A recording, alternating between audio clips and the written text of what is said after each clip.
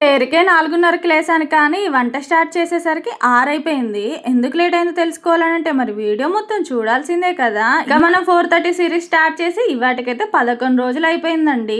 అదేంటో అండి ఈ మధ్య డోర్ ఓపెన్ చేసి బయట ఊడ్చి ముగ్గు పెట్టాలంటే కొద్దిగా భయమేస్తుంది. ఈ మధ్య వర్షాలైతే పడుతున్నాయి కదా! ఇంకా గాలి సౌండ్ అయితే ఒక రకంగా వస్తుంది. ఇంకా అయినా కూడా తప్పదు. ఇంకా ఇక్కడనైతే ఫస్ట్ కాఫీ అయితే పెట్టాను. కాఫీ పెట్టేలోపే మా ఆయనైతే లేసాడు. ఈరోజు ఎందుకు లేట్ అయిందంటే అసలు ఏం కూర వండాలో అర్థం కాలేదు. ఆలోచించేసరికి టైం అంతా అయిపోయింది. ఏంటక్క అన్ని కూరగాయలు ఉన్నాయి కదా! ఏదో ఒక కర్రీ చేయొచ్చు కదా అనుకోవచ్చు.